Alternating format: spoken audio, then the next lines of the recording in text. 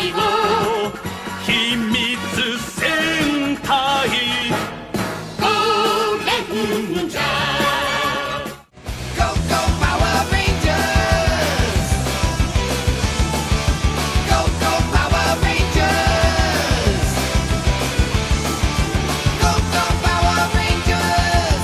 Mighty Morphin Power Rangers! Chapter 33, The USSPRA's Gruesome Dilemma. Author's note.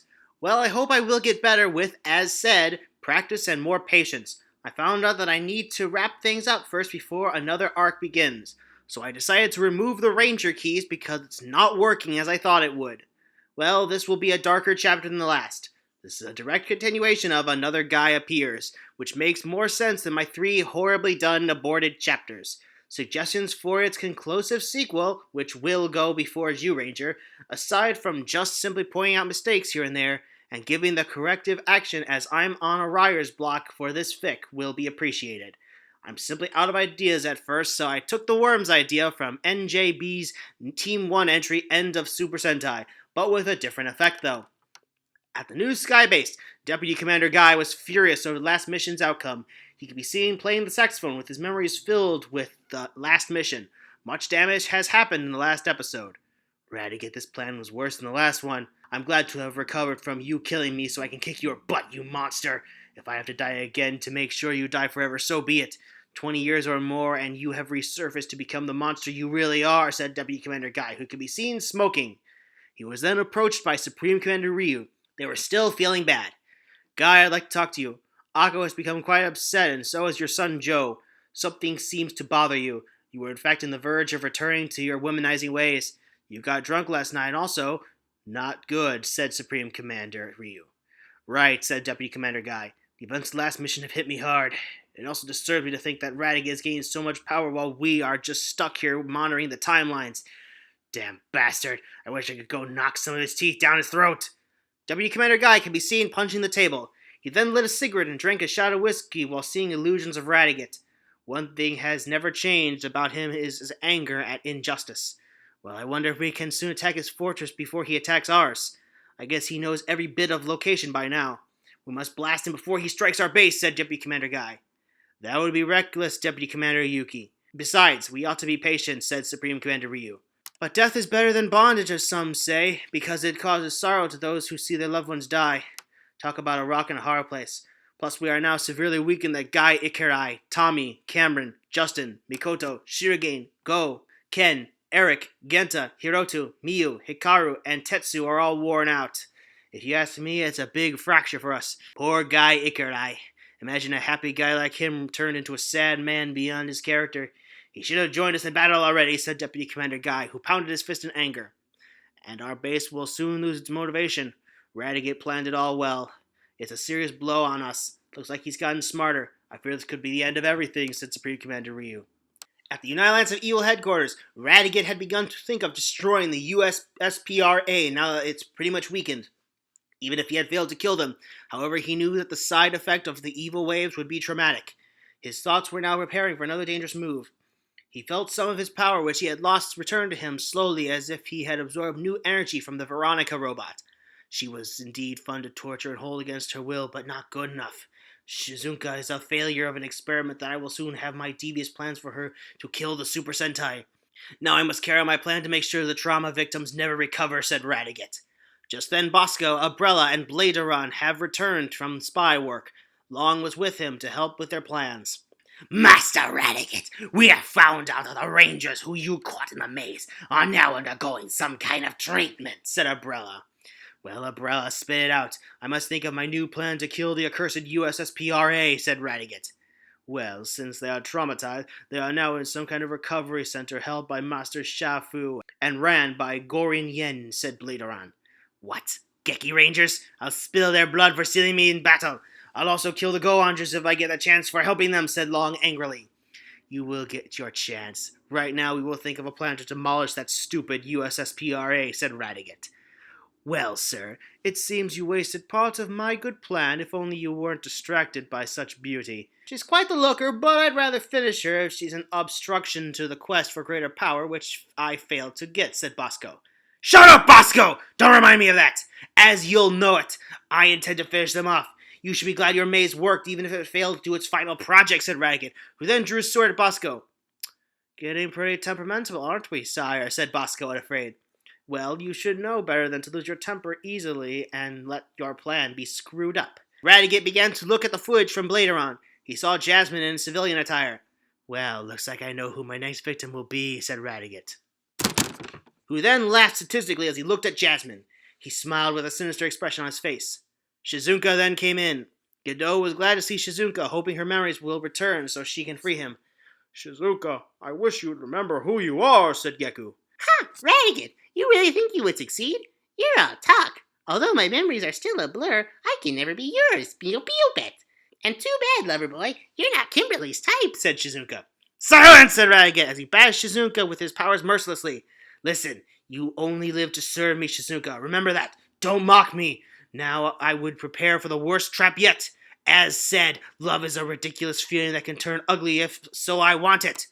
I feel like I should free that bird. I feel like there was a connection between me and him, said Shizuka.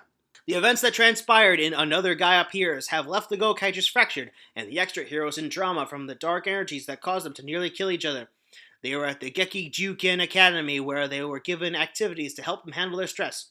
Gory Yen can be seen eating bananas, but not quite stressed. Jan, Ran, and Retsu were there. I hope my brother Go recovers soon. We were interacting like normal, said Retsu. Don't give up, said Ran. Well, what happened to them is not waki, so let's be patient, said Jan. I'm glad that they're slowly recovering, but it won't be easy. I have to keep my guard high because the United Lands of Evil is becoming more evil by the moment. Releasing all that negative aura is working, said Gori. Guy, Ikarai, and Gento were given activities to make sushi, rice, and sashimi with others. Tommy, Eric, and Cam were enjoying the group's activities, especially when it came to giving them the less fortunate children. Professor Makino, Bulk, Skull, and Spike can be seen bringing in the materials. Cole was there helping the Rangers, sensing if the dark energy was already left them. Well, thanks for the help, guys, said Master Shafu. We're just here to help, said Professor Makino. Well, Director Aya brought bananas for you, Mr. Yen, said Professor Makino. Well, you brought bananas for me from her. Good, I'll consider it a bonus aside from my compensation, said Gori. Thanks, said Professor Makino. Just a part of a day's work. Well, boys, we still have aliens to hunt and treasures to stock, said Professor Makino. Roger, said Bulk, Skull, and Spike. The traumatized heroes were doing their activities to forget the horrible things they did under mind control. Cole was also there to interact with them as well.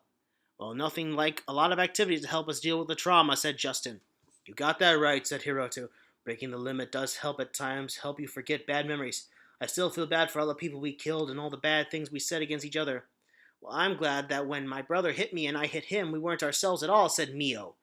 Jasmine was using her newly acquired ESP meter to see if there was any movement. She wasn't her usual happy mood, but she was in a sad mood. Looks like everybody's improving, but I can't be too sure. The United Lands of Evil managed to catch us off guard. There's no question an order of deletion is approved beforehand for Radigate, said Jasmine. She decided to talk to Tetsu, who still had the taint of dark energy Radigate used on him and the other heroes. Tetsu, are you okay? Asked Jasmine. Forget it. As I've said last few days, we're through. I don't want you anymore, said Tetsu. Tetsu, please stop blaming yourself. Where's the old Tetsu I know, said Jasmine, crying. He doesn't live anymore, said Tetsu. Get lost, Jasmine. Tetsu then shoved Jasmine aside like he never knew her. Cole was shocked at how it was. Crud. Tetsu, you just throw me away like that? What about a relationship the day after the alliance was opened, said Jasmine, crying. Chiharu and Hoji found Jasmine crying. Jasmine, said Chiharu. Hoji. Chiharu, said Jasmine. I'm here to help you with Tetsu. I mean, even if he wants to break off with you, but it's no excuse to act like that. You could still be friends. I'm glad Cole has volunteered to help everyone here, said Chiharu. Jasmine and Chiharu came to see Kimberly, who was under the worst trauma of her life. To her, it was worse than Lord Zed's one-shot irregular crush on her. Radiguet messed her up real good as she was raped and humiliated like never before, but she was slowly recovering from her emotional wreck. Ugh. Chiharu, it's nice to meet you. My friends come to visit me, and thanks for being one of them. I'm getting better, but I'm kind of an emotional wreck, said Kimberly, who thought of all the nice people she knew. It's too bad you had to be traumatized by such an evil man. I mean, it's never easy to be forced by a man of such violence to do so. Well, Kimberly, we affirmed your pregnancy test. You're not You're not pregnant with Radiguet, said Chiharu. True, I am suffering too much stress. He is having his eyes on me? No way. I'd hate to think what he would do to the other girls in the USSPRA too. I'm just glad I'm not pregnant with Radigate's baby, or I don't know what I'd think over that. That's a relief. Him having his eyes on me? That's insane, said Kimberly. Jasmine was positive Kimberly would recover, and so will the way she and Tetsu thought of each other. She was, as usual, optimistic, although she was a pessimistic woman in her past. Just then, Umbrella appeared to attack. Umbrella, said Jasmine. That's right. You're done for. Get her Igaroids, said Umbrella. Not if I can help it, Batcoon, said Jasmine.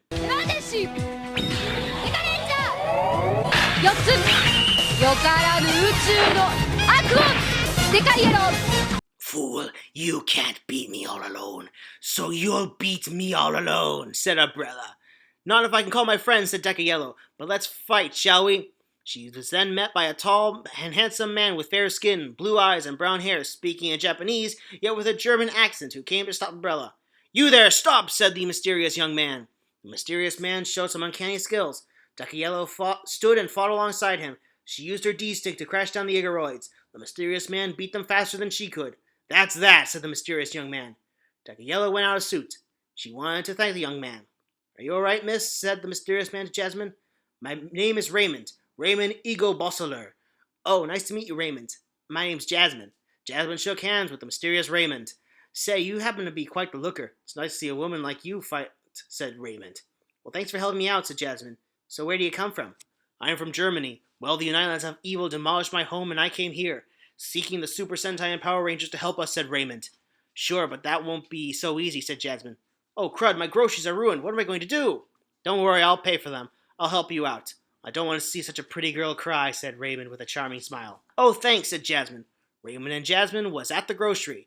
After buying the goods, she even got a lift back to the Genjuken Academy. Jasmine was at his car, eating some taiyaki balls. He's really kind and gentle, almost the perfect man, said Jasmine. At the Genjuken Academy, Tetsu arrived, meeting Jasmine and Raymond. Oh, you got a new guy, huh? Well, I could care less, said Tetsu. Tetsu, so you haven't recovered fully, said Jasmine. And as I said, this guy is not my boyfriend. He was just helpful, that's all. However, Cole began to feel an unusual energy, but he thought he was only hallucinating.